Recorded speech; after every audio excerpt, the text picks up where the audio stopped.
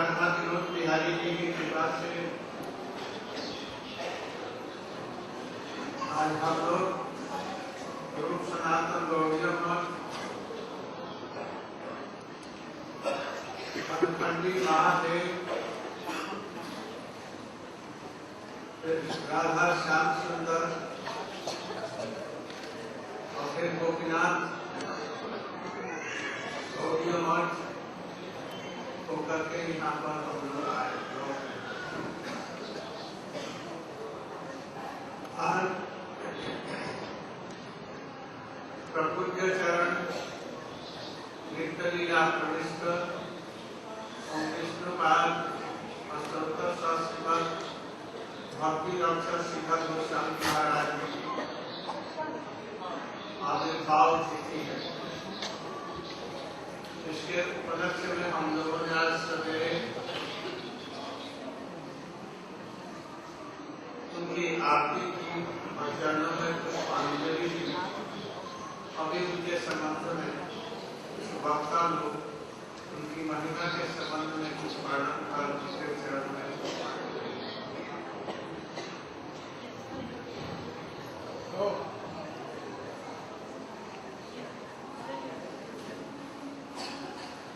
सबसे पहले हमारे महाराज जी उनकी महिमा के संबंध में संक्षेप में बोलेंगे 15-20 minute.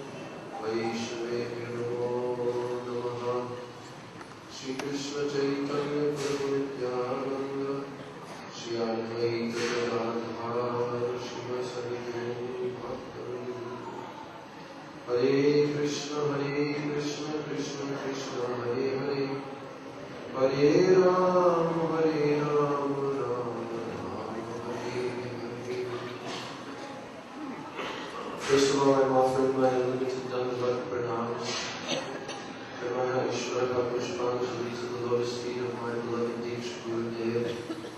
Nityalila Krishna Om Vishnu Pad Astotara Sadashvishnu Esa Bhaktivedanta Swami Maharaj Prabhupada. And secondly, I'm offering my equal Dandavat pranams, my Shraddha Pushpanjali, to the lotus feet of my beloved Sikh Shri Gurudev.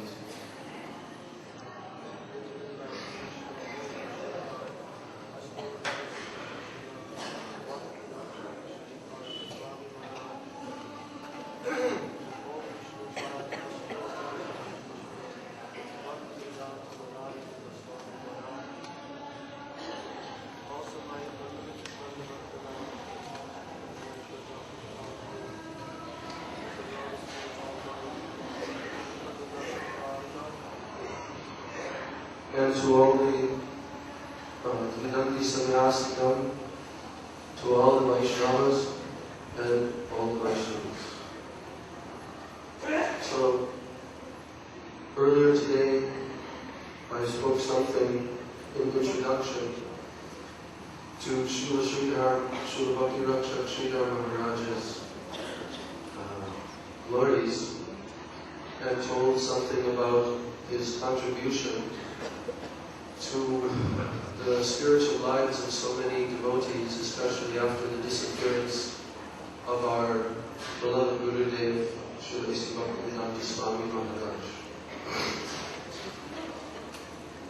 So, Srila Sridhar Maharaj, he was very renowned by very great Vaishnava personalities, like our Srila Prabhupada Bhaktivedanta Swami Maharaj. He accepted Srila Sridhar Maharaj as his Sikha Guru. And Srila Bhakti Pramod Puri Goswami Maharaj also acknowledged that he considered Srila Sridhar Maharaj to be his Sikha Guru. Our Param Gurudev, Srila Bhakti Vrindavan Keshav Goswami Maharaj, had such high regard for Srila Sridhar Maharaj that he accepted him as his sannyas guru, although we know from our Srila Gurudev that really he received from Srila Bhakti Siddhanta Saraswati Thakur Prabhupada sannyas, but later it was given through Srila Sridhar Maharaj. So all the personalities in our contemporary Gaudiya Saraswat line, in the line of Srila Bhakti Vinod Thakur and Bhakti Siddhanta Saraswati Thakur, they all acknowledge that Srila Bhakti Rakshak Sridhar Maharaj was topmost Param Vaishnava, Rasik Vaishnava. And especially he was conversant with all Shastric knowledge. Srila Prabhupada Bhaktisiddhanta Saraswati, he acclaimed Srila Sridhar Maharaj by the title Shastriya Nipun. That means very expert, like genius, in scriptural knowledge. Just like yesterday in the evening class, we heard Srila Gurudev explain from Vishwanath Chakravarti Thakur that the three levels of Vaishnavas, Uddam, Madhyam, and Kanishta, as defined by Chaitanya Mahaprabhu. And the topmost Vaishnava, he is fully conversant with all Shastric knowledge.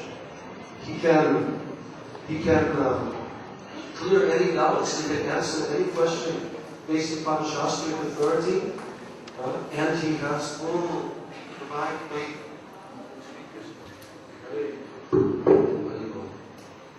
So, Srila Sridhar Maharaj was renowned also, and is renowned in our disciple succession, as a very great Vaishnava poet.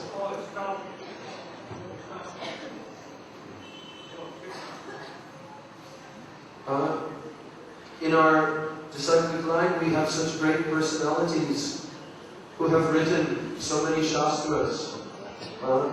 Our 6 Goswamis, Srila Vishwanath Chakravarti Thakur, and so many Sanskrit verses which glorify the Supreme Absolute Truth, Sri Krishna. Srila Sridhar Maharaj's compositions were acclaimed by so many of his contemporary exalted godbrothers as being on that same kind of level of transcendental beauty and depth. So even our Srila Gurudev has acknowledged that Srila Sridhar Maharaj, he wrote a commentary on the Brahma Gayatri Mantra. And Srila Gurudev told that prior to his reading this commentary, he himself had also understood within his heart, he had realized that actually the Brahma Gayatri mantra is a glorification in the ultimate sense of none other than Vrishabhanandani Shrimati Radhika as the power of Sri Krishna, as the potency, the Shakti of Sri Krishna. And actually the Brahma Gayatri was worshipping Srimati Radharani. So when he read the commentary of Srila Bhakti Rakshak Sridhar Maharaj, which he wrote in Sanskrit language, and then elaborated upon this, he said exactly the same thing. That this Gayatri mantra, it is the flute song of Krishna, and it is ultimately worshipping Radha Padam Dhimahi, meditating upon the lotus feet of Srimati Radharani. So Srila Gurudev said he was so happy to hear and to see that Srila Sridhar Maharaj had conveyed in such a beautiful way the same realization that he had had. So Srila Sridhar Maharaj also wrote a very beautiful epic poem called Prema Dama Deva Stotra. This is about 72 verses in very beautiful Sanskrit poetry, which has the same meter as one of the poems of Srila Krishnadas Kaviraj Swami Pad. And in this 72 poems, the entire life of Sri Chaitanya Mahaprabhu was summarized in chronological order from his birth until the end of his manifest leelas and pastimes. And all preaching and siddhanta and everything were very beautifully put within this song. One of the exalted disciples of Srila Bhaktisiddhanta Saraswati Thakur was a very close friend, very intimate godbrother of Srila Sridhar Maharaj, that is Srila Akinchana Krishna Das Babaji Maharaj. And he used to love to sing those verses of Prema Dhamma Deva Stotra. So Srila Sridhar Maharaj also composed various poems in glorification of our Rupanuga Guru Varga. He composed poems in glorification, songs in glorification, and astakams for Srila Bhakti Vinod Thakur, Srila Gaurkishore Das Babaji Maharaj, Srila Bhakti Siddhanta Saraswati Thakur. And those songs, like one of them, Sujanara Mudarada Tapada Yudam, Yugadara Mudaranda Bhatra Param, Varadava Daika Puja Padam, Pranamami Sada Prabhupada Padam. So that song was read by Srila Prabhupada himself, Bhaktisiddhanta Saraswati, and he liked it so much. He said it was composed in a very happy style, very beautiful meter, and therefore he wanted that it would be sung every day in all of his Gaudiya Math temples throughout the world, and therefore we also do that, and all the Gaudiya Maths are singing that beautiful song in glorification of Jagat Gurudev Srila Prabhupada. And when Srila Sridhar Maharaj composed his song in glorification of Srila Bhakti Vinod Thakur, then Srila Bhaktisiddhanta Prabhupada said, it is as if the hand of Srila Bhakti Vinod Thakur has written this himself.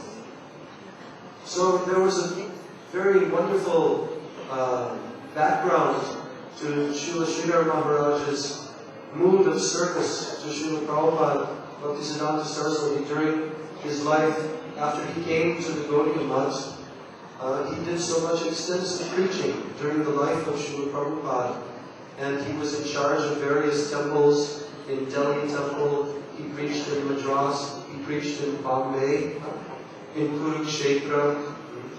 There's a very wonderful incident which took place in Bombay, which I heard Srila Sridhar Maharaj himself convey.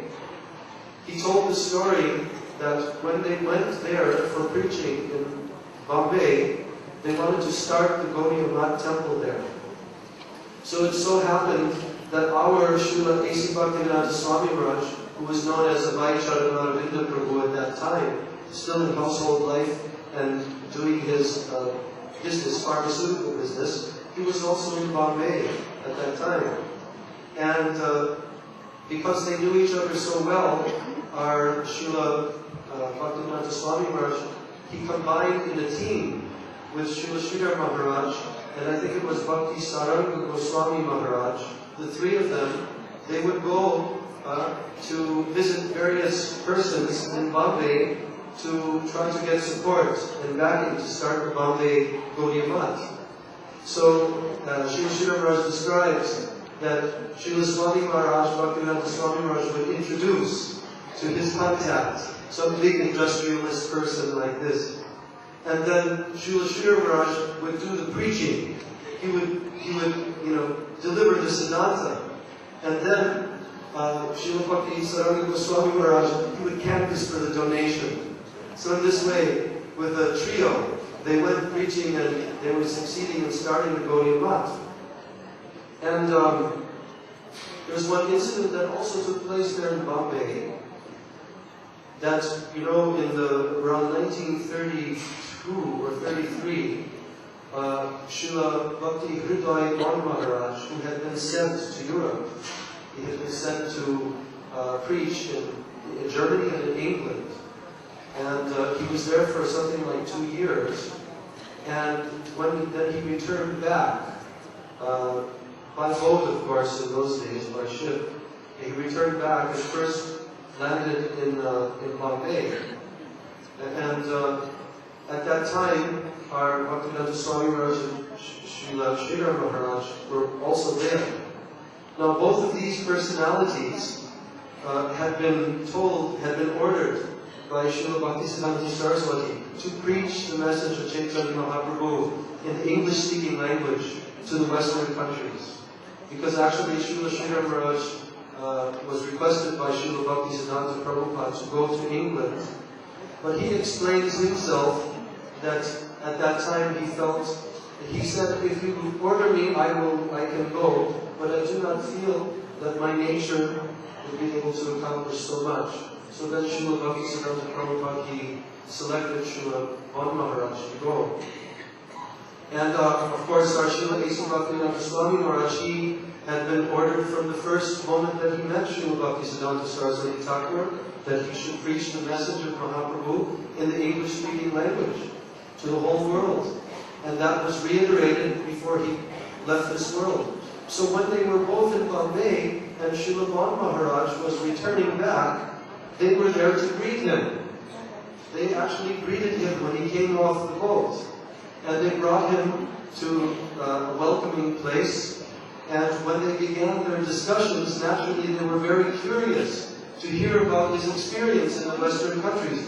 What was it like to go there to the West, in Lechadesh, Yavanadesh, trying to inject this mission of Chaitanya Mahaprabhu? What was your experience?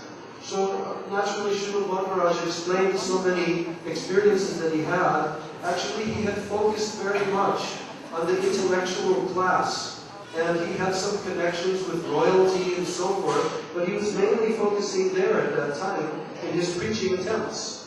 So at that time he mentioned to them, he said, actually in the Western countries, they ask so many questions. And even some of their questions, very difficult to answer. So then Srila Sridhar Maharaj said, oh, what questions they're asking? And then Srila Van Maharaj began to tell one question, and then Srila Sridhar Maharaj, he actually provided a perfect answer for that question. Then he asked another question, and again Srila Sridhar Maharaj perfectly answered that question with all logic and reason and siddhanta. Then a third question again, same thing. And then at that moment, there were no more questions that he could think of. And our Srila Bhaktivedanta Swami Maharaj, he stood up in that little assembly and he said, today Europe has been conquered by Asia.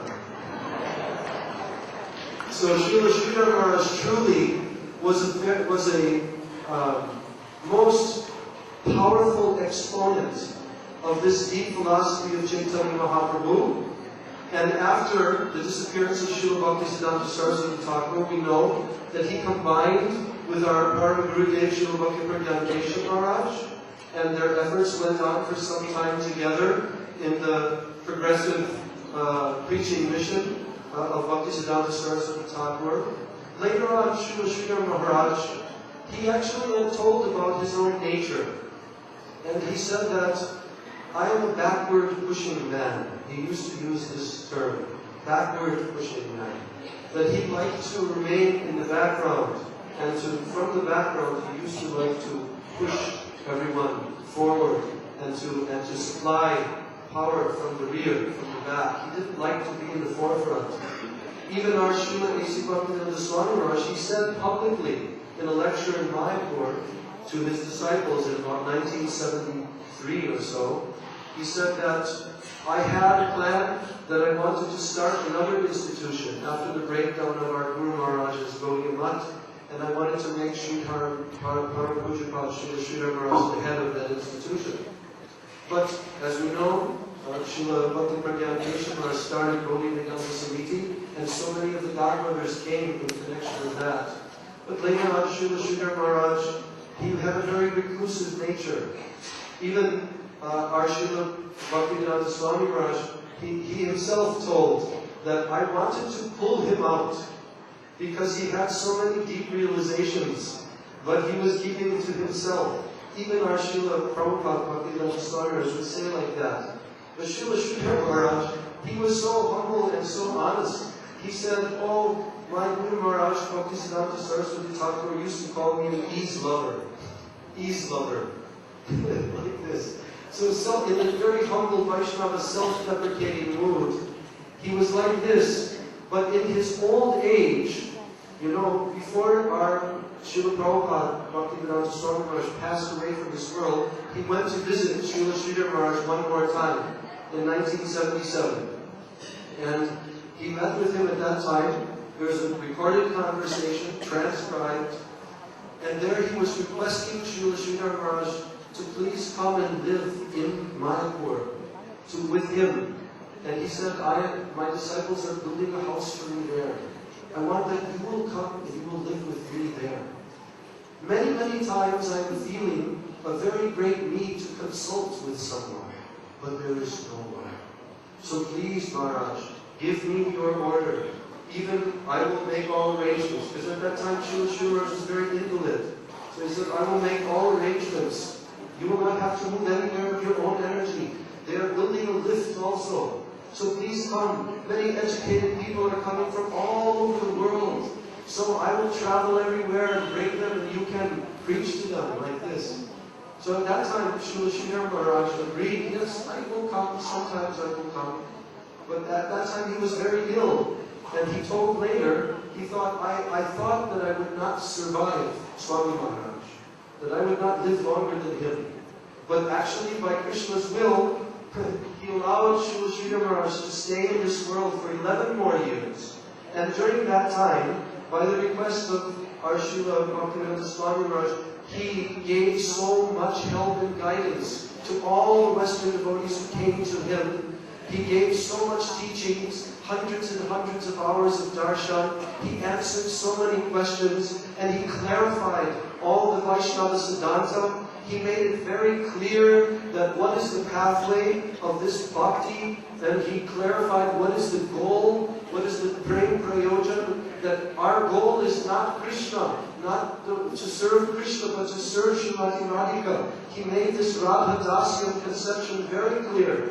But he also was very practical in his teachings. He told that from where you are now, you should begin the process of Sharanagati. Just like yesterday we heard from Srila Gurudev, that Sharanagati and Shraddha, they are interchangeable, the same thing. So Srila Sridhar Maharaj very practically, he would give instructions to devotees that how can you perform the process of the 6 limbs of Sharanagati in your life. So in this way, Srila Sridhar Maharaj, he gave so much help and guidance to all the Vaishnavas throughout the world. To this very day, his lectures and his darshans have been translated and compiled in many books. And devotees all throughout the world in different languages, they're reading these books and they're feeling so much help from this divine personality, Srila Bhakti Rakshak Sridhar Maharaj. And in the same way that I felt this guidance in my own personal spiritual life, after the disappearance of my Guru Maharaj, in the same way, after the disappearance of Srila Bhakti Rakshak Sridhar Maharaj, as Srila Sridhar Maharaj all the time told us, he said that wherever you find the divine flow, the current of the absolute truth flowing down onto this plane, where you find it living in a pure Vaishnava who is speaking Harikatha, then you should run there to that place immediately, and you should bow your head there and worship there. So in this way, Srila Sridhar Maharaj gave us the clue, and he told us to always keep searching for that pure Vaishnava. So by the mercy of Krishna, he gave our Srila Prabhupada in this world. Then he supplied Srila Bhakti Rakshak Sridhar Maharaj to us. And now, in this modern era, our beloved Srila Gurudev, Srila Bhaktivedanta Narayana Swami Maharaj, he is the living representative of our Rupa Vrindavan. He is the personality who is giving the teachings of Srila Bhakti Rakshak Sridhar Maharaj, of Srila A.C. Bhaktivedanta Swami Maharaj, and he is helping all the Vaishnavas throughout the world and helping them to come to Braj and enter into this pathway of Braj Bhakti. So I am bowing down at the lotus feet of Srila Bhakti Rakshak Sridhar Maharaj, Srila Bhaktivedanta Swami Maharaj, and Srila Bhaktivedanta Narayana Goswami Maharaj as the living representatives for the whole world, as the Jagat Gurus of this world, to give this message of Sri Chaitanya Mahaprabhu.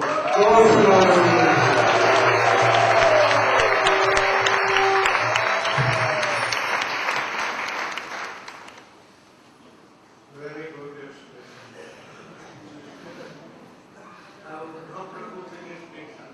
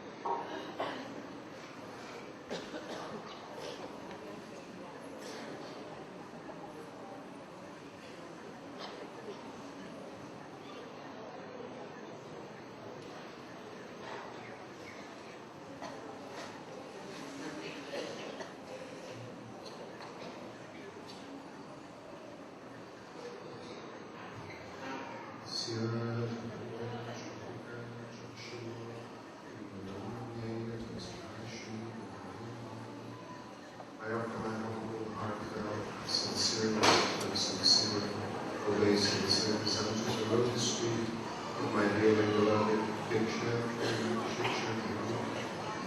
Srila Bhakti Rakshak Sridhar Swami Maharaj. And I offer my humble, heartfelt, sincerest but sincere obeisances unto the lotus feet of my dearly beloved Shiksha Guru. Om Shri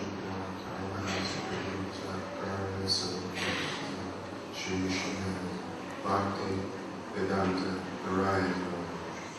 And I offer my humble, heartfelt, and sincerest obeisances unto the lotus feet of His divine grace. Vishnu Vishnu Vedanta Sakri Vijakarya Sudhasata Shri Vishnu Bhakti Vedanta Swami Prabhupada. And I offer my obeisances to all the assembled devotees present today.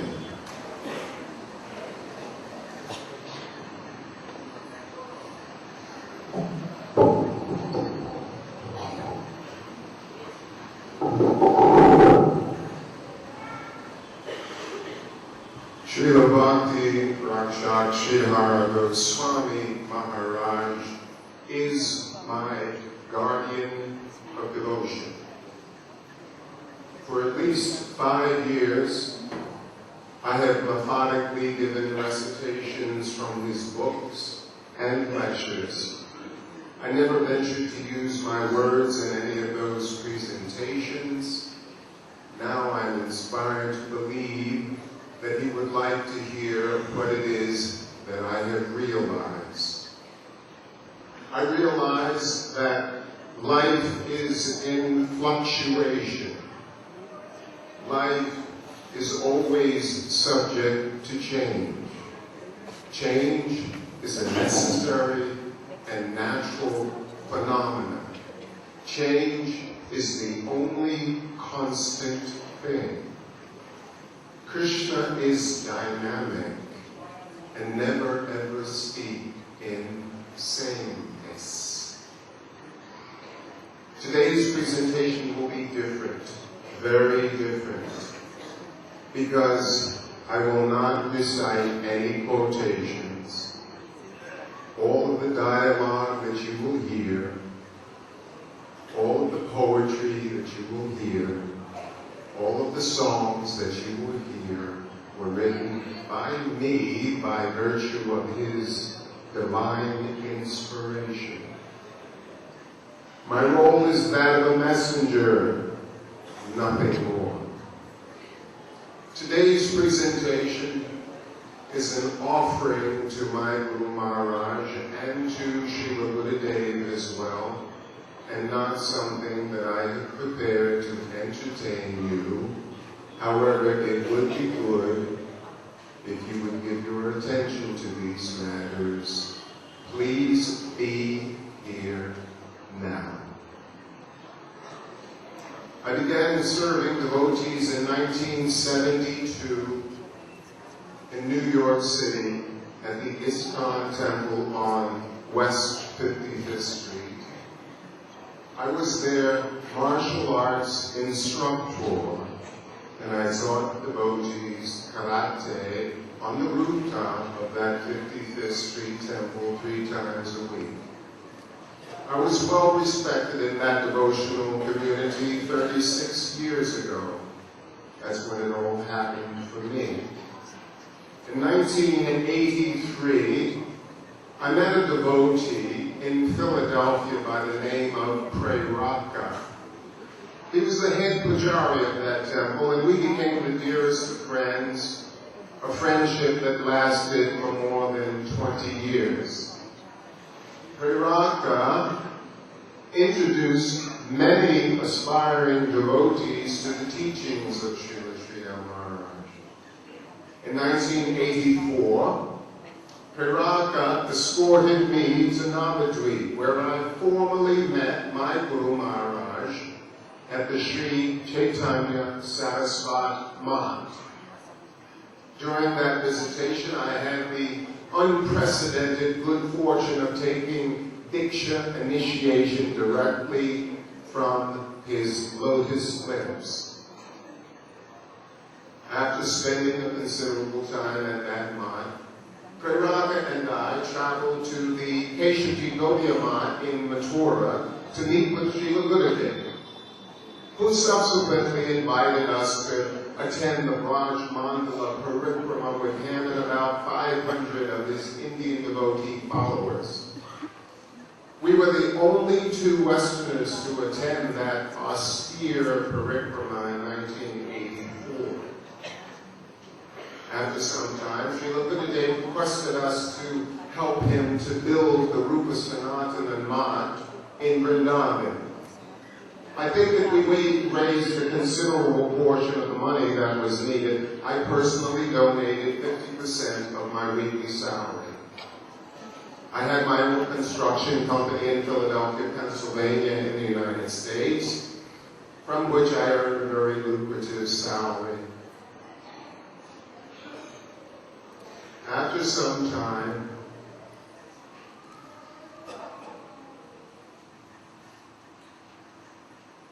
actually, I believe that this Preraka, who I mentioned before, single-handedly introduced scores of devotees to the teachings of Srila Sridhar Maharaj and to Srila Buddhadev as well.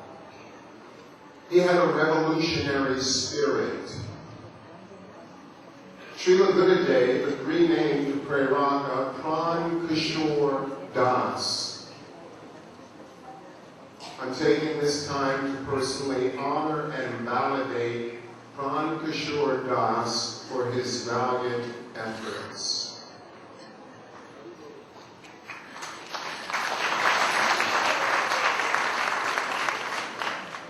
Unfortunately, Pran Kishore is not here at this time.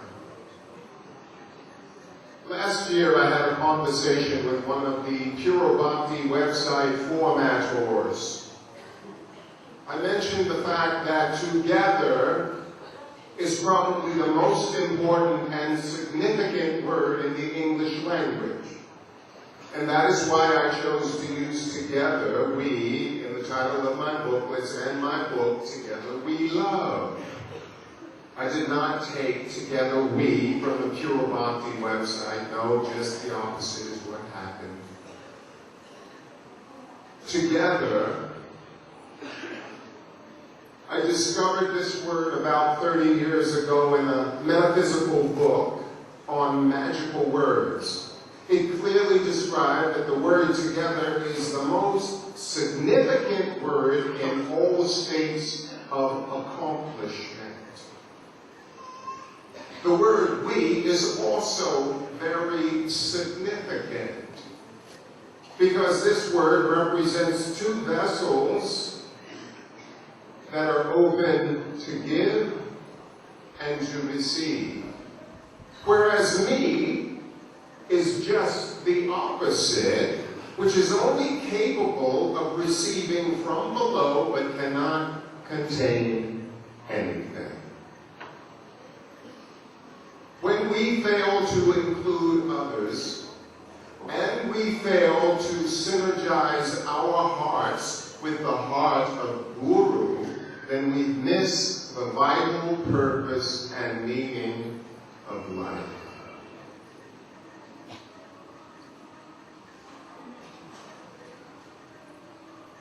I've heard a great deal about the need for more love and affection, but I haven't heard very much about mutual respect. Mutual respect is the first prerequisite, the first requirement. In order to qualify to receive love and affection, one will have to spawn that love and affection by giving love and affection. We get what we give, nothing more and nothing less. And when there is discrepancy between what we say and what we do, one is more inclined to accept what we do. Together we love. Together we love. We have an identifiable reality by virtue of the part we play in relationships. That is the only time we have any discernible identity. Without interactions, we are not. Together, we are. In a state of aloneness, we are not. I am not. Everything in this world deserves to be loved. Everything should be given mutual respect. Everything and everyone should be validated by virtue of their contribution. This is the Together We Love reality. It is a viable solution that will solve the problems of life. Together We Love is a world consciousness that does not exclude anything or anyone. Moreover, it includes even every part of nature. Love is magical. It is the paramount state of awareness. Love is undoubtedly the most important aspect of all creation. God is love. His nature is love. His essence is love. When we express love, we are in actuality connecting with its source. When we disconnect and feel no love and affection for anything, then we have in fact disassociated ourselves from the Lord of creation as well. Love of beauty, love of art, love of music are all spiritual phenomena because it activates the spirit in us and enhances it by virtue of our heartfelt participation. By trying to possess love, we lose it. Love cannot be possessed, harnessed, or entrapped. That is not possible or even plausible.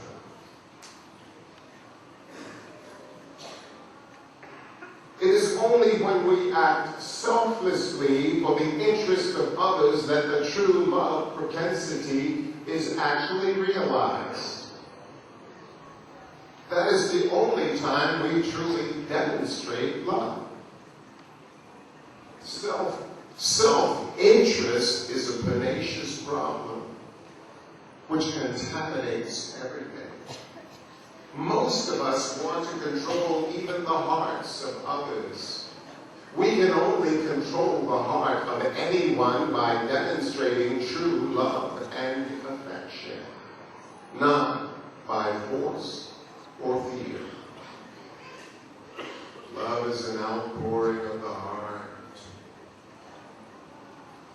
And true love is beyond the limitations of mundane sensuality. Real love is the ultimate feeling state, and we cannot divorce ourselves from feelings. Love is the supreme emotion, the supreme emotional state, the supreme emotion. The universal heart is always enraptured in love, and it is permeating that love everywhere at all times. And so our heart synergizes with the universal heart that beats for all humanity. We will fail to realize our real purpose in life. To my guardian of devotion, oh guardian, you have given me a passport to immortality. I am now in reality having escaped a looming fatality, and my speciality is glorifying you. Make me like you. Make me like you.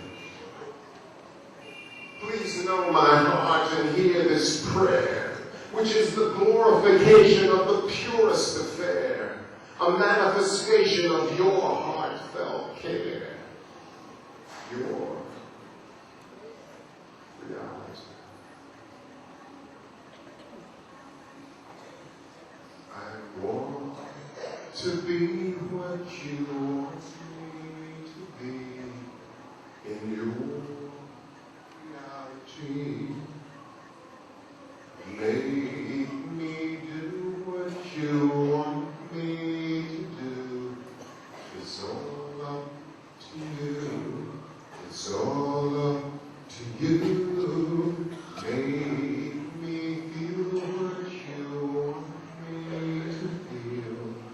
I want to feel what I should feel.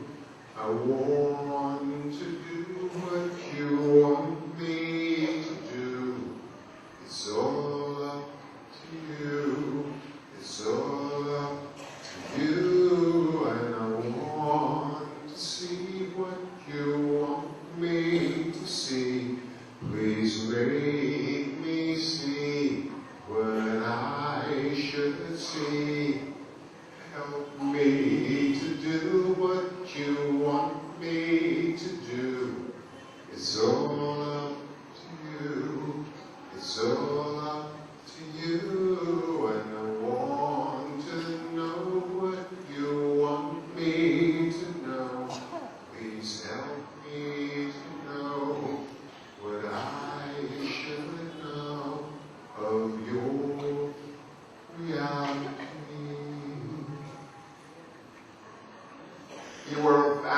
endless ocean of mercy and kindness.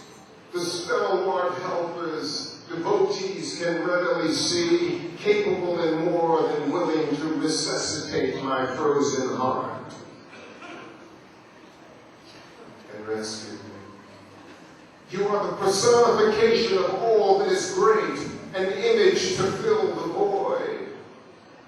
With unpretentious humility and limitless facility, bestowing blessings that span both time and place. You alone can take me to that glorious place in haste, where there is no trace of waste. Unwavering determination and full-throttled faith and inner strength is what catapults us to that magnificent place of enchantment.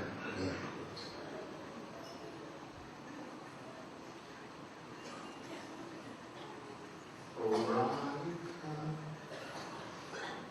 is peace true that you really want us to be with you, serving you? Please show me how I can go through the passage that was designed by you. I want this more than anything, to see your lovely face, to be in that magical world that in my heart you placed. You brought your world right home to me. Why, I do not know. Please free me of my misery. Somehow let me know how I can see and feel with reverence.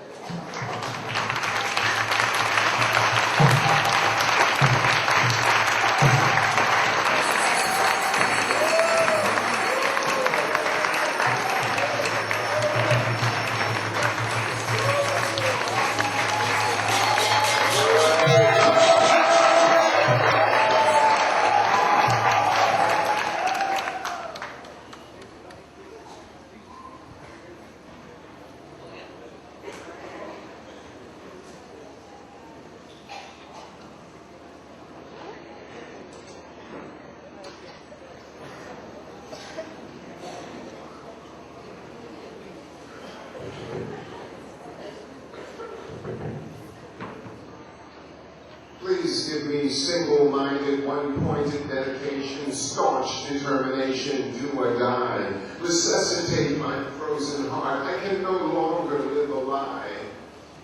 Don't titillate my mind and then leave me behind. Take me with you. Make me anew. Make me fearless and courageous, so carry me through. You are a timeless treasure that no mortal can measure. Oftentimes I don't know what to say or do, but now I know it's not about me, it's all about you. You are the impetus, the will, and the inspiration that cools the heated perspiration of serving with determination to fulfill a lofty aspiration, which is to ultimately satisfy them by satisfying you. Lust, greed, and anger, my friends before, friends no more. Real dedication is a transaction of the heart, not an infraction, but a spontaneous reaction. And virtuous activities revitalize the heart. They are the embodiment of all auspiciousness which we cannot otherwise impart.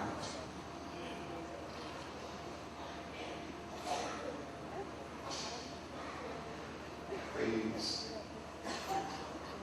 guide my every action, or word or deed, for I cannot grow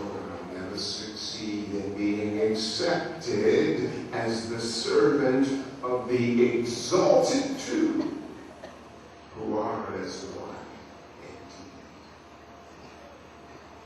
Are you crying too?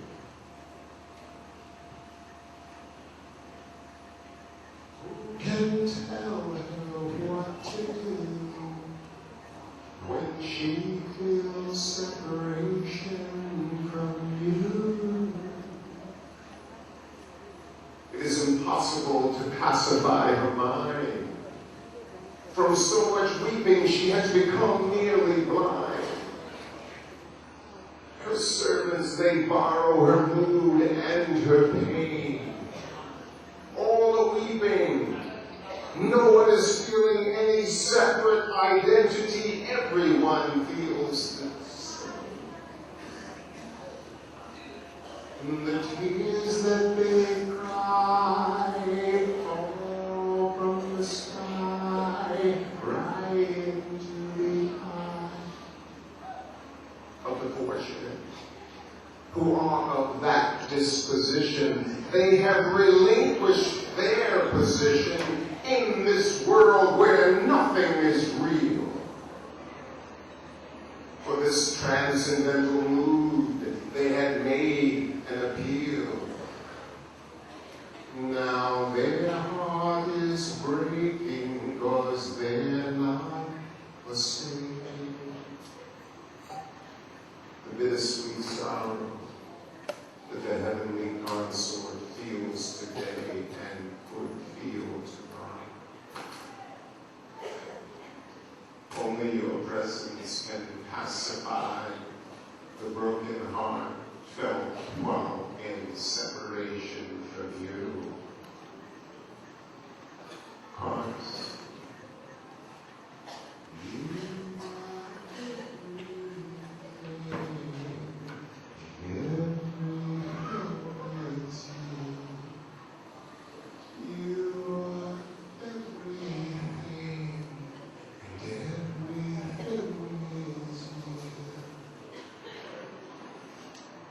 perhaps you are crying too.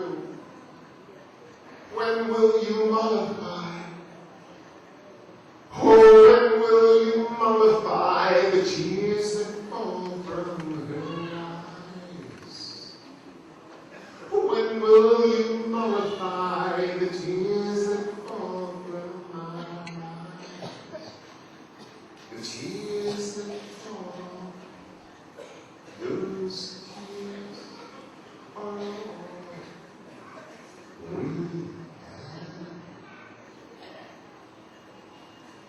Queen of Hearts. Our task in this world is more than it seems. We were under an illusion. We did not know of his paramour in an eternal celestial drama that most mortals are not qualified to see. For who would believe that he cannot endure without her reality?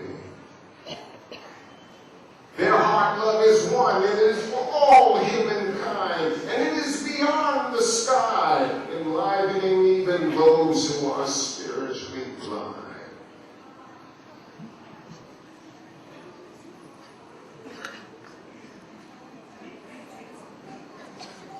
Her heart registers. This we can no longer deny. While in his presence, with thoughts of his absence, she is perpetually tortured by time. Living without him is the only cry. Him is the only cry. Living without him is the only cry. No! Living without them is the only crime. Only crime. Her love is divine and her love is sublime. Serving them makes our existence whole. There is nothing beyond this. That is the zenith. The paramount goal of life.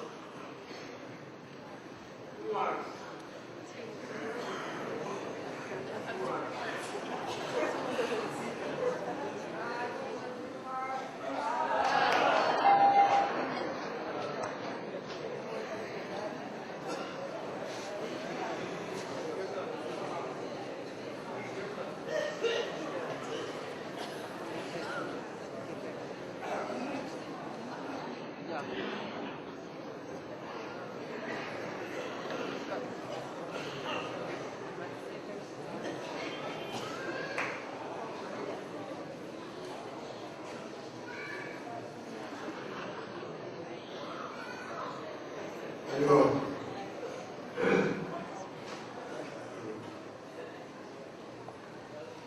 Gandharam Naskaranam Shivaka Chakshu Ambetam Devam Tasman Yudhveni Yogachandaya Ramitaya Pradaya Krishnaya Krishna Bhaktaya Devam Digati Nusikandaranam Parakitavam Titam Sandanam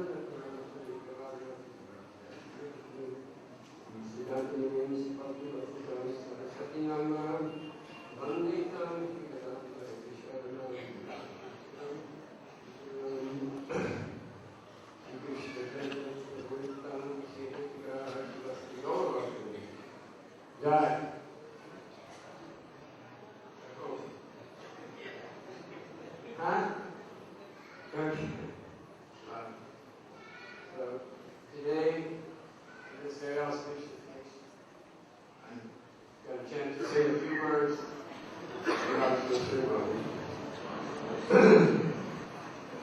It was my Shiksha Guru, and I'm not going to say much more than that. It was my Shiksha Guru. What Shiksha Guru means, everybody in our heart has to really realize that. It's a very deep thing.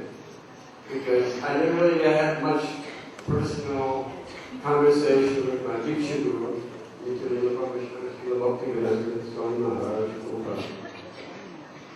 I went on several walks with him, etc. But I didn't really know what the meaning of Guru was until I came to Shiksha. So it says in Shastra, Shiksha Guru Kalgani Krishna Swarup, Ankaryam Bhakti Shrestha Etuyu, Bhakti Shrestha, Shiksha Maharaj Uttama, Mahabharata. And we can see by his character, when I first came to his lotus feet in Narayana, I went up the stairs, and there was nobody around, and the servant introduced me, who are you? And I said, I'm a disciple of A.C. Bhaktivedanta Swami Prabhupada. So immediately Srila Maharaj, he raised his hand to his head in reference to my Guru Maharaj. And I felt really like, I'm so low and insignificant, he's so exalted personality. I didn't know how exalted he was until gradually I started understanding the readings of his books and hearing his lectures. But when he said that, he immediately said, oh, there's so many of your godbrothers. Where's Achyutananda? Achyutananda Prabhu. Achyutananda Swami, actually. I was wondering why he asked this question. And he said, well, because actually Achyutananda Swami, he was the first one that I heard and was introduced to Srila Maharaj. In our ISKCON, they started distributing this tape, and on the tape they were singing Sujana Rudana Itapada Yugam Yugadana Janandara Bhakta Bhajamo Yadaya Pujavada Anamami Sada Prabhupada. I was always wondering where this came from, who wrote it? And then I found out it was Srila Maharaj. And then this actually Stalin wrote to Srila Prabhupada, there's some really secret things that he has. And one thing is that when Srila Maharaj came to the Math, he came to Sita Chandra Mayapur, he came on board for each day. And he said Srila Bhaktisiddhanta at that time, he gave a very strong lecture to everybody. He says, now you have come. You've all come here to this place. And we've had this celebration here. So now I don't want for you to cheat me. You should not go back to your home and not do anything. You should stay. Srila Maharaj was actually really, he said it was such a forceful lecture, he didn't want to leave. But he had his wife and his mother. And so, anyway, he returned to his home and he came back. very shortly. What happened was, it was in Burgundy, and in April, his wife died and his mother died. So he joined the monk, like that. So he was free. Mark said, what should I do now? I have 2 younger brothers. And so he said, don't worry about your younger brothers. He says, come immediately.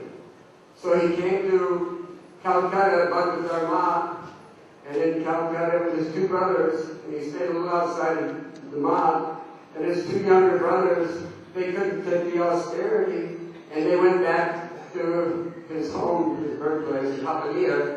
They went back there, and Srila Maharaj and they didn't join the monk. Like that. And in this stava, Srila Maharaj says, Bhajanor Jikasajan Samsavati, Patitadi Karma Kaikakati, Gati Banchito Bancha Kachincha Padam, Panamami Siddhar. So, Srila Bhaktisiddhanta was actually, he was very strong, Achintya Padam, the position is inconceivable. The cheater is the cheater. He can cheat the cheater. So like that, Srila. And then in another part of the stava, Srila Maharaj in his own words says that Srila Bhaktisiddhanta, I had, following preaching in his line, I had to preach like him, and he wrote the 1/7 verse, Bhagarupa Sanata Kirtanam. Dharanita Kirtanam, Jiva Kavir. So he said Jiva Kavir. This is actually Srila Bhaktisiddhanta, and God is considered Srila Bhaktisiddhanta the incarnation of Srila Jiva Goswami Prabhu. Like that. So in that way, he was very staunch in the Siddhanta. And very important line. And actually, in our own book, just to bring out that Srila Maharaj's own words brought out, put that in that stava. So, anyways, his relationship with Prabhupada also was very, very close. Once Srila Maharaj was seated with Srila Maharaj, and they were taking some mudi together. Mudi, puff rice. They were taking it together, and all of a sudden, Srila Maharaj looked at Srila Prabhupada, and he said, "This mudi." He said, "What is this?" This is cheating our stomach. Cheating the stomach. Like that. Actually, excuse me, I'm sorry about that. Our Srila Prabhupada said that. But Srila Maharaj liked mudi so much. And so Srila Prabhupada said, "This is cheating our stomach." Like that. They had such a relationship like that. Very close. They lived together in Calcutta for so many months, in Secret Energy Lane. And you can read about the part where they came, Prabhupada wanted to take sannyas from Srila Maharaj, and Srila Maharaj was so close to the family that he thought if he gave it sannyas, his wife would be like, heavy on him. Like, he said, well, wait, just wait, But Prabhupada asked him twice, and after that he left. Prabhupada was so strong like that. He had these dreams that Srila Bhaktisiddhanta wanted him to take sannyas. Anyway, Srila Maharaj, when he appeared, he appeared in 1895. One time, he asked one of the disciples what year Srila Prabhupada appeared. He said 1896. He said, 1896. Oh, I appeared in 1895. Like when you hear the speaker, like that, he started laughing. Because he recalled how the relationship between him and Prabhupada was very close like that. Anyway, in Mayapur, when the opening of the Chandra Mandir was opened, he called Srila Maharaj there, and he asked Srila Maharaj also, you can see it on video too, which they showed in the final lesson, but what they did is they cut out part of the thing where Srila Maharaj was looking at the deities, like that. But the part they reverted to was actually when he came and he sat down in the Vyasa side with Prabhupada. At that time, Srila Prabhupada told him, this is Srila Maharaj, he's senior by age to me, and also he's Siddhanta experience, like that. I consider him my Shiksha Guru, like that. That was not the first time I ever served Srila Maharaj.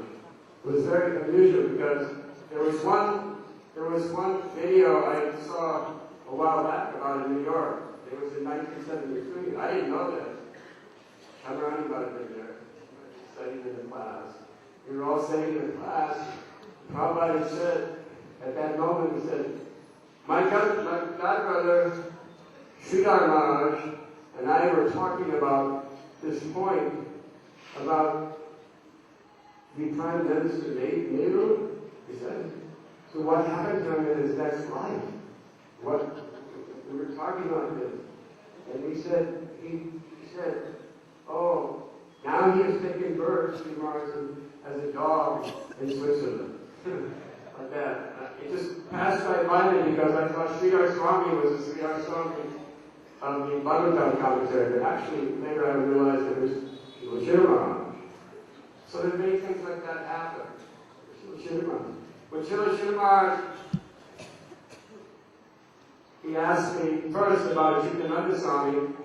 He said, what happened to him? I said, well, now he is gone, he is working in a boat company. And he was a little disappointed because he was sannyas, he left his sannyas. And then Srila Maharaj said, oh, he was very boisterous boy. Boisterous, very lively, very restless. He said one day he was studying with your Swami Maharaj, and all of a sudden there was a big ruckus outside the temple. And Chidananda Swami dad said, he looked at Prabhupada and said, Prabhupada, I should get a gun and go out there on these people and drive them away. Srila Maharaj looked at him, and they were both of them a little bit like, what? So Srila Prabhupada looked at Chidananda Swami and he said, you should not do such a thing. You pick up your cartels, you go outside the gate, and you chant, Namaste Narayana,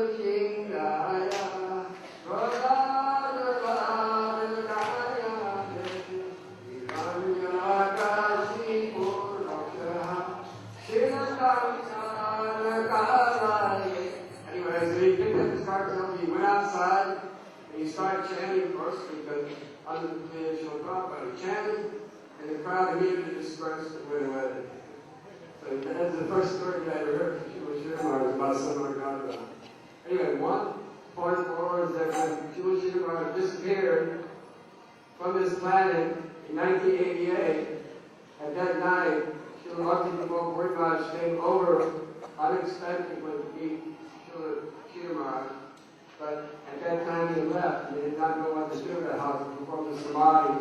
So Srila Maharaj performed the samadhi, and there was an earthquake in Mayapur at that time. There was an earthquake, and the next day, the mango tree in the front yard of Srila Maharaj left his body, died.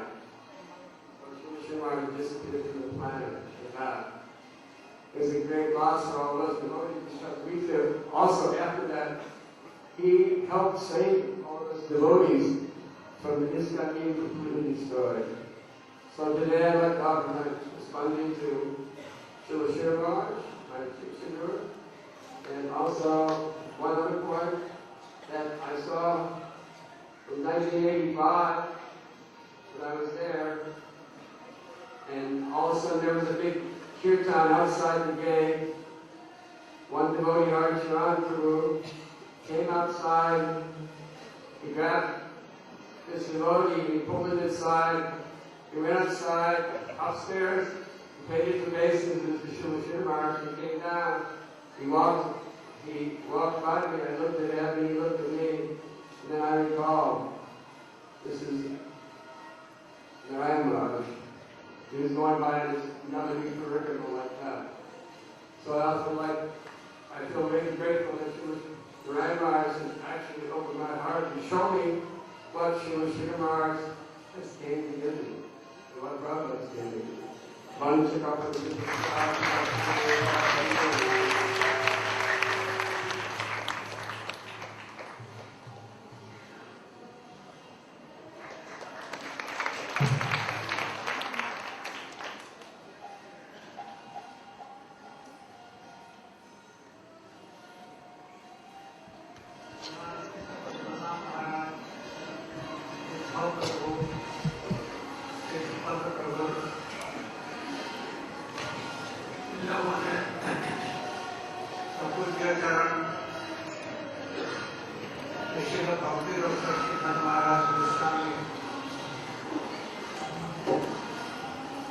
চরণে পুষ্পাঞ্জলি দিয়েছেন এবং তাহার গুণাবলী কীর্তন করেছেন।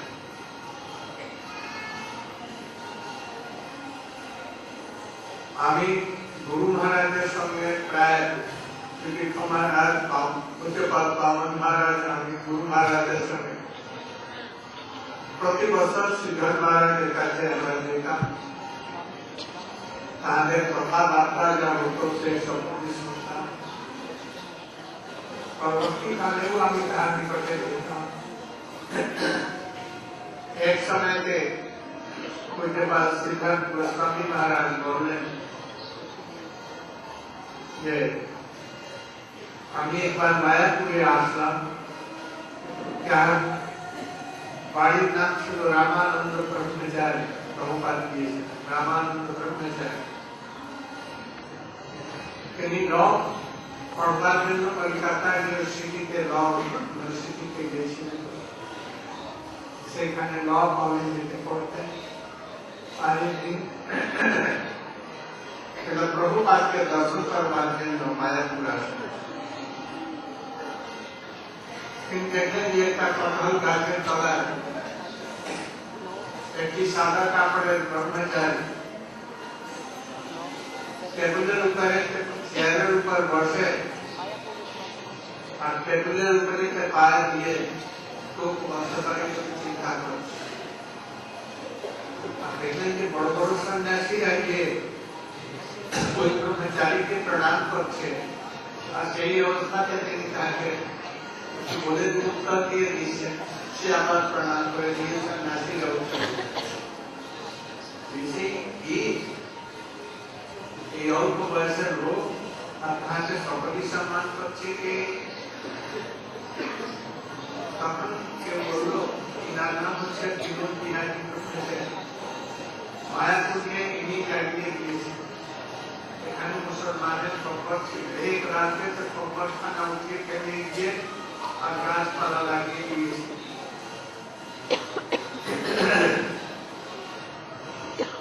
তখন তিনি প্রভুপাদের কাছে গেলেন, পূজ্যপাদ শ্রীধর মহারাজ, আর তার কয়েক কথা শুনে ল কলেজ ছেড়ে দিয়ে আর প্রভুপাদের আশ্রয় গ্রহণ করেন। এক সময়তে আমি দেখেছি মথুরাতে আমাদের মঠে গিয়েছিলেন, তার সঙ্গে ঋষিকেশ মহারাজ আর প্রভুপাদের মাধব পূজ্যপাদ মাধব মহারাজ, बहुत পূজ্যপাদ যাদব মহারাজ आदि सन्यासीরা ওখানে গিয়েছিলেন। ऋषिकेश महाराज जिज्ञासा करते, प्रभु हमारे कुछ संदेह है, আপনারা सभी तो प्रभुपाদের प्रधान प्रधान शिष्य, আপনারা समाधान करो। কোথাও কোথাও শুনেছি যে জীবনের স্বরূপ হয় নিত্য কৃষ্ণ দাস, তো জীবের যা স্বরূপ আছে ওই स्वरूप प्रकट है अथवा संग प्रभावे के जीवन स्वरूप है कौन सा ठीक। तখন पूज्यपाद श्रीधर महाराज हमारे गुरु महाराज के बोले যে কেশব মহারাজের উত্তর দেন। তখন গুরু মহারাজ উত্তর দিলেন যে গঙ্গা নদী তট, সেই তটেতে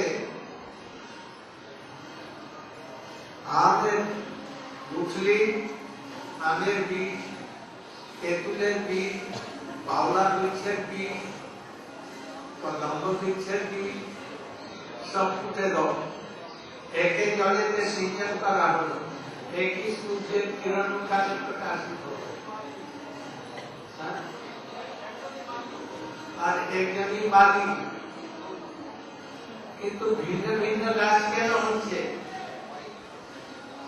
পাল্টে যাচ্ছে না কেন? সকলেই একই হতো কিন্তু পাল্টায় না।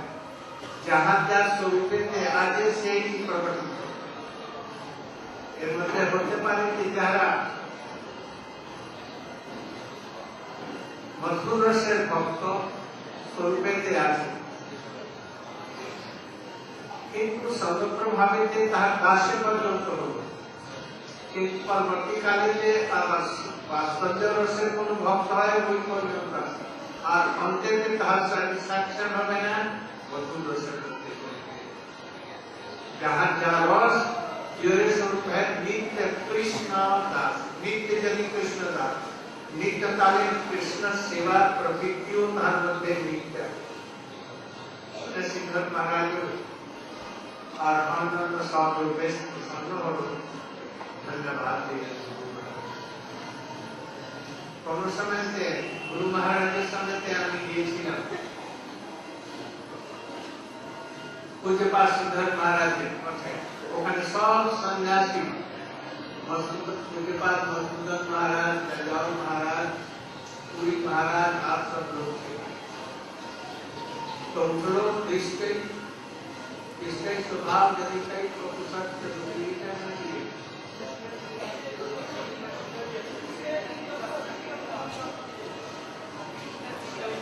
कृष्णे जस्य मनसाग्रे शिक्षास्त्र चेता भजन तमीशं सुस्वया भजन विद्यमानान्यमन्ना निंदादिशं कहते। पूज्यपाद सिद्धर महाराज बोले যে এই শ্লোকের অর্থ ভক্তিবিনোদ ঠাকুর একটাও যাহারা নাম করে তাকে বৈষ্ণব জ্ঞান করে তাকে আদর। कृष्णे यस्य गिरिं तं मनसाग्रे दीक्षास्ति चेतम। और दीक्षा हो गए जगत प्रगति इत्यादि जगत आगे। এখন কথা হচ্ছে যে প্রভুপাদ কিন্তু বললেন দীক্ষাস্তি চেতম, একটি নাম যদি হয় কিন্তু দীক্ষা হয়ে যদি নাম হয় তাহলে তাহাকে আদর করবে। যদি সেইটি না হয় আর দীক্ষা হয় না, দীক্ষা মানে স্বাভাবিক দীক্ষা, দীক্ষা হয় না তাহলে তাহাকে আদর করতে হবে। তাহার সিদ্ধান্ত ইত্যাদির মধ্যে গড়বড় আছে। অতএব দুটার মধ্যে কোনটি আমাদের মানা উচিত?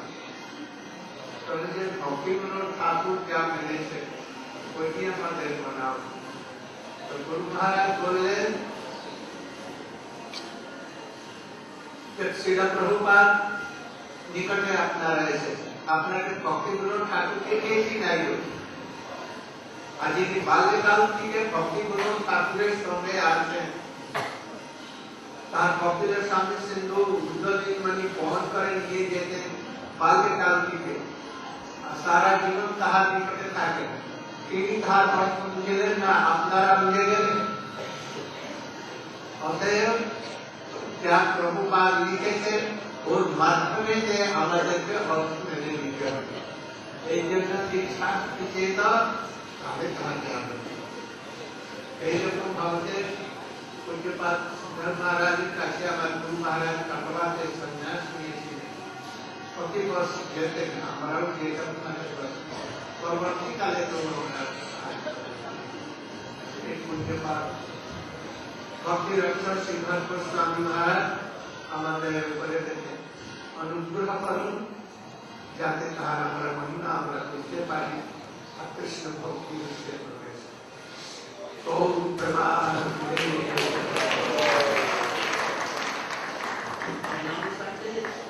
কালকে কি হবে?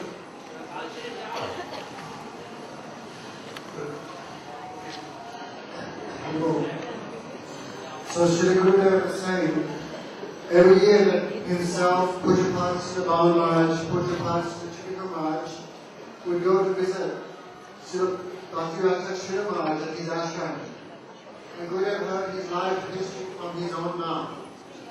Srila Maharaj told him then that when he came to Prabhupada and took Diksha, at that time he was studying law in Calcutta University. And then when he took Diksha from Srila Prabhupada, he got the name Sri Ramananda Brahmachari.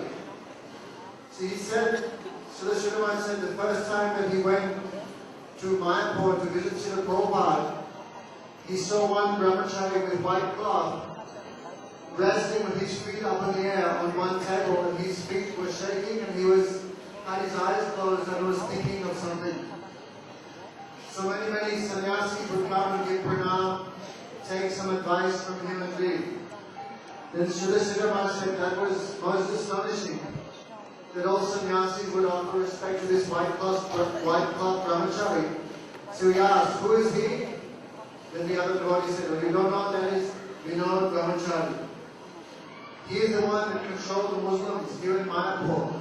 He was the one that took the graveyard and threw it into the Ganga in one night and protected all the property of Srila Siddhanta Saraswati Thakur. So hearing the powerful katha of Srila Siddhanta Saraswati Thakur, Srila Ramananda Brahmachari left everything and completely surrendered to the monk. And after he took sannyas, he became known as Srila Bhakti Rakshak Srila Maharaj. So Guru said every year we would go and we would hear Hari Katha from him. So one time, all the senior disciples of Srila Bhakti Siddhanta Saraswati Thakur, like Pujapad Yadav Maharaj, Harikesh Swami, Srimad Maharaj, all were gathered there. That time Pujapad Harikesh Swami asked, Rishikesh Maharaj asked, oh, I have heard Jiveta Swarup Hare Krishna Nityadas. The Swarup of the Jiva is eternal, but I cannot ascertain whether the Swarup is eternal or the Swarup is achieved by association of devotees. So that time, the answer was given. Oh, just like there is one farmer, and he plants many varieties of seed in the soil of the Ganga. He plants a mango seed, a chili seed, a bubble seed, an avocado seed, many different types of seeds he plants. There is one gardener, same sun, same soil, same water, everything the same. But from those seeds, a different tree emanates. From a mango seed, the mango tree comes. Therefore, we should understand that each soul has an eternal propensity, and that is manifested by association. Therefore, Swarup is never given by association. Swarup is achieved by, Swarup is eternal there within the Jiva. Another time within Srikesa Ji Gaudiya Math, there was another Harikatha assembly. That time one devotee asked, I see a difference between the explanation of the Upadeshamrita verse, Krishnatika Sikiritam Manasadriyata, as given by Srila Bhaktivinoda Thakur and by Srila Bhakti Siddhanta Saraswati Thakur. Srila Bhaktivinoda Thakur said, whoever chants the name of Krishna once, we should respect them within the mind. And someone who has taken Diksha, we should offer pranam. But Srila Bhakti Siddhanta Saraswati Thakur, he appears to give a different explanation of the verse. Anyone who chants Krishna name with relationship, that person we should offer pranam to. So it seems there's a little bit of a difference. Whose version should we take? That time, Srila Bhakti Srila Maharaj asked our Param Gurudev to please answer. So Srila Param Gurudev said, listen, who knows Thakur Bhaktivinoda the best? Do we know Srila Bhaktivinoda Thakur the best? Or does Srila Prabhupada, Sri Bhakti Siddhanta Saraswati Thakur, does he know the best? Since birth, he was with Srila Bhaktivinoda Thakur, editing his books, hearing all his lectures, hearing all Harikatha. Therefore, really, he knows the meaning of Srila Bhaktivinoda Thakur more than any of us. Therefore, what Srila Prabhupada has written, that is the real understanding of the words of Srila Thakur Bhaktivinoda. And we know that our Param Gurudev, of course, took sannyas from Srila Bhakti Rakshak Srila Maharaj. So Gurudev is saying today that we pray to the feet of Srila Srila Maharaj that he can bless us. By his mercy we can understand him, and by his mercy that pure bhakti will enter our hearts. Go Premanande!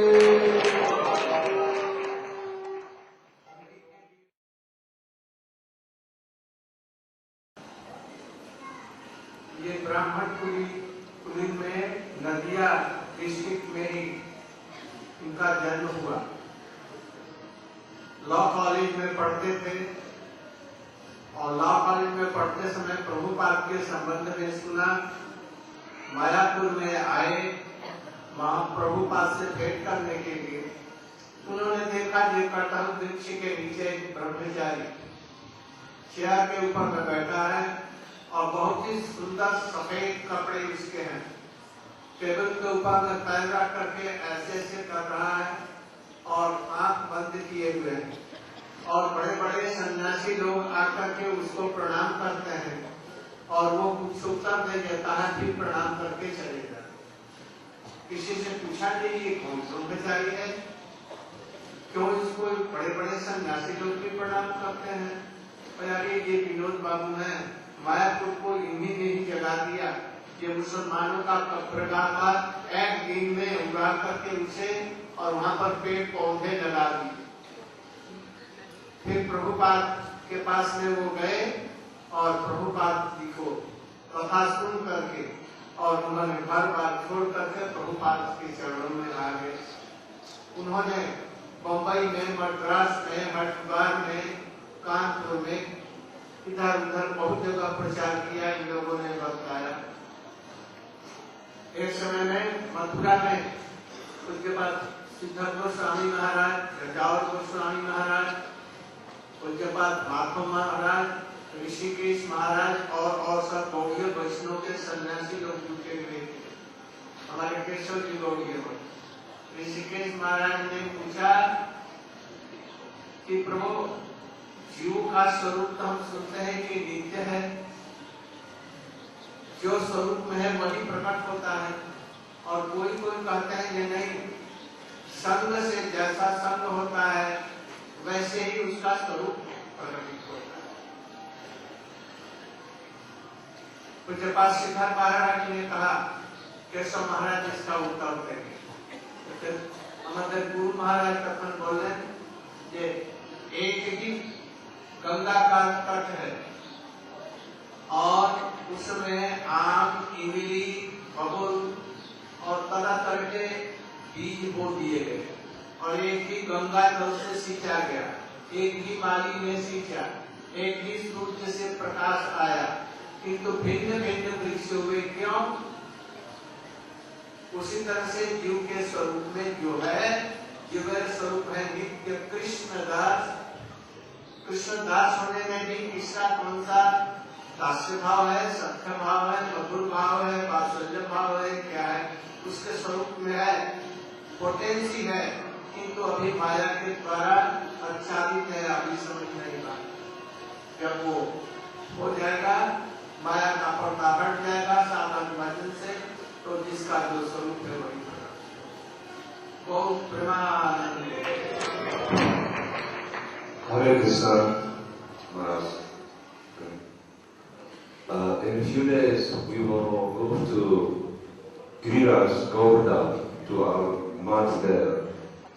And I want to request all the devotees who have registered and who do not yet know where they will be accommodated to contact Vrindavan, either in the courtyard after this program or during the day tomorrow during Parikrama, and discuss with her where she has arranged for you.